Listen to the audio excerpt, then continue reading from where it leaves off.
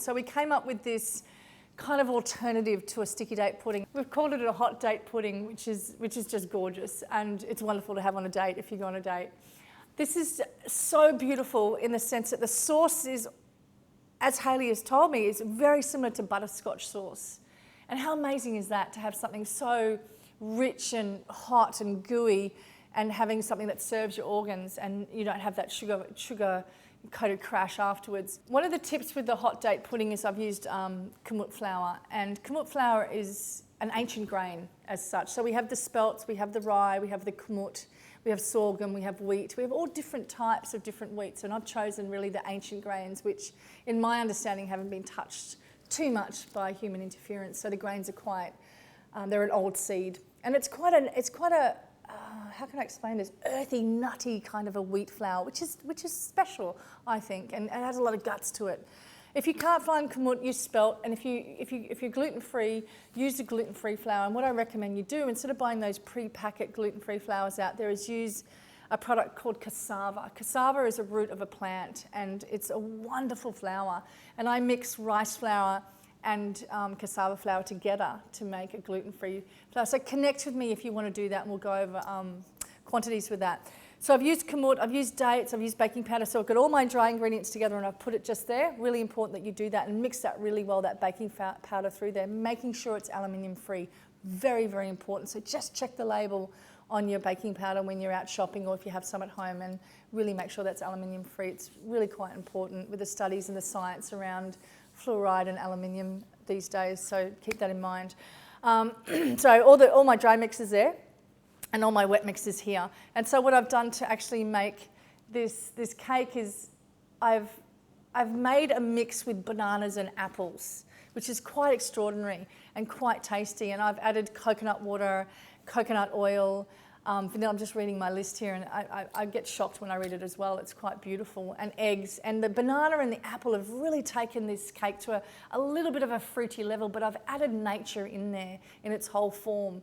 And instead of adding milks or butters or, other substances, banana and an apple just really brought this home. And I actually made it quite gooey and quite pudding-like, really important. And really important when you cook it, because you'll think that it's quite raw, but it's not. It's the banana that creates that banana cake situation. So just pop a skewer into it, just from the side into the middle, and just check if that's, really cooked. I found that it was very gooey, which was awesome. And don't overcook it. The second thing I need you to do is when you actually mix the two together. So you've done the wet mix, which is the bananas, the dates, the egg, the coconut oil, the coconut water, and if you don't have coconut water, just add plain water.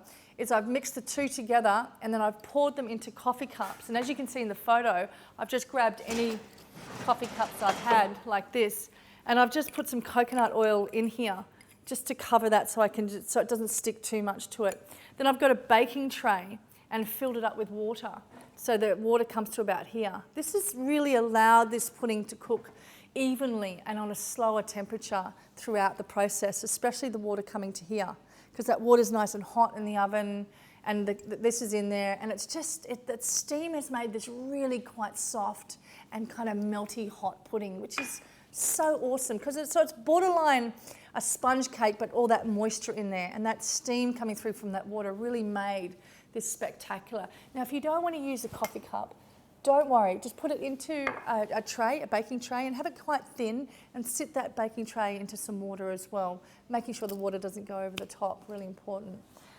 Let me know how you go with the baking of that. With the sauce, it's quite incredible. My girlfriend Marte and I, who's just sitting behind me, made this, and it's really exquisite actually because of the coconut milk. Now, you've got coconut sugar, coconut milk, dates, vanilla powder and salt. Put it all into a blender and blend it. And then pop it into a pan, bring it to the boil, bring it to the simmer, stay with it, stir it as you go. Don't want it to be too reduced and too thick. You want that kind of, not thick sauce texture as such, but in between. So you want it quite runny so it soaks into the actual beautiful hot pudding that comes out of the oven. This sauce is incredible. I'm so proud of this sauce. It is definitely borderline butterscotch, as my girlfriend Hayley has told me just before, which is awesome. Because we don't get to go without, and that's the most important thing. We get to have all this amazing food in our bodies and that sweetness as well. One of the tips with the coconut milk, now you can buy a can of coconut milk if you want to, totally fine. BPA free, preferably, and organic without the guar gum. So really check on the label of your coconut milk and cream. I would love it if you could make it, and it's really, really easy to make. If you grabbed a coconut like this in the supermarket, this is a hard coconut. And these are everywhere in my local supermarkets in Australia, and I've seen them in LA and Chicago, and I've seen them in New Zealand as well. This is called a hard nut, and what happens with a hard nut, it has strong, like hard white flesh in there. And how I open this is I go outside to the garage and I just smash it on the ground. I'm not interested in keeping the water out of here. I'm more interested in the flesh. And I just smash it on the ground, and then I get a tea towel here, and I have a butter knife, and I open this up and I scrape out the flesh. Now you will get some brown bits on there, don't panic. The brown bits are all the fibre and all the goodness that you want.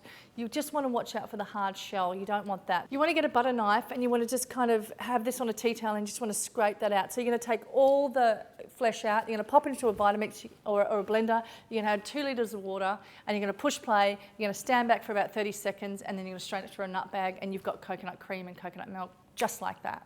And it's that easy, and it's totally freezable. So that's what I've done to make this particular amazing sauce. But if you haven't got the time or don't have the access to fresh, hard coconuts, BPA-free can. And Something Organic can check the ingredients that it is just coconut milk. Beautiful, beautiful, beautiful recipe. I love it. It's great for winter. It's great for kids. It's wonderful after a family roast dinner on a Sunday. I know my family would totally love this. It smells out the whole kitchen. It's incredible. Let me know how you go. I'd love to hear your feedback. And if you change the recipe at all and add other flavours, oh my God, please let me know so we can learn something. Connect with me once again on Facebook or Instagram, and let's chat and yeah, have some fun.